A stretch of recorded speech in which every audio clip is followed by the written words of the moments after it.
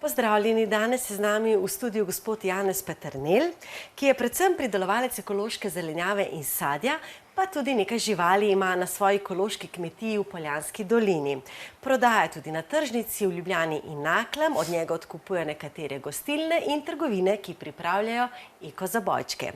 Verjetno se boste strinjali z mano, če rečem, da je ekološka hrana bolj zdrava in bolj okusna. To še posebej velja, če je pridelana na lokalnih kmetijah. Pozdravljeni še enkrat, gospod Janez. Nam lahko razložite ta primer, saj imate sami največ izkušenj. Kako je s to zelenjavo in sadjem? Ja, zelenjavo je treba najprej pridelati, kar je tu v hribih izjemno težko. Sicer imamo glede na morske višine določene prednosti, saj ni potrebno uporabljati FFS, ker je manj bolezni, kot so krompirjeva plesen, manj je določenih hroščev in ličink na kapusnicah. Kar nekaj zelenjave pridelamo za zimske dni, kisamo zelje, repo, kisle zeljne glave, pri kisanju uporabljamo samo morsko sol, pridelamo nekaj sadnih sokov, sirupov, ki jih samo pasteriziramo, ter kis, ki ga kisamo samo po naravni poti, brez dodatkov. Torej, pridelujemo in predelujemo vse po naravnih postopkih in metodah, ničesar umetnega ne dodajamo, kar ohranja prvinski okus tej hrani.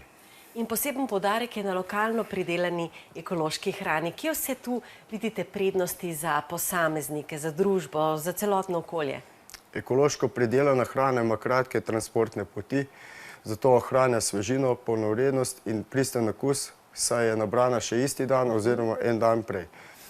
Kot sem dejal prej, je pridelana po naravnih metodah, bolj je zdrava zaradi tega, s tem pridelamo ter minimalnim transportom ne obremenjujemo okolja, ki ga tako ohranjamo za vse nas.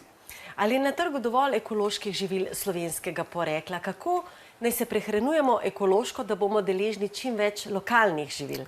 Vedno več je tudi pri nas ponudbe slovenske ekološke hrane.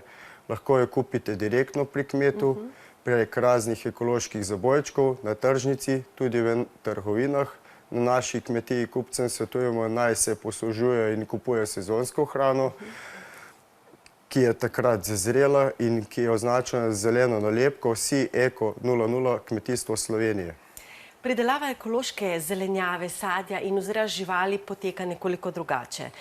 Kaj je dovoljeno uporabljati in kaj ne v ekološkem načinu pridelave? Pri predelavi ne uporabljamo FFS sredstev za varstvo rastlin, ne kupujemo konvencionalnega razkuženega semena, ne uporabljamo mineralnih gnojil in gensko spremenjenih živil za rejo živali. In verjetno so pogoste tudi kontrole na vaši kmetiji? Ja, kontrole na kmetiji so vsaj dvakrat na leto, vedno opravi tudi vzorčenje živil. Kontrole imamo tudi na tržnici.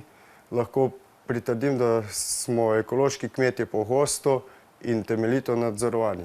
Gledalce bova torej povabila, naj poskusijo zdravo, ekološko pridelano hrano iz lokalnih ekoloških kmetij.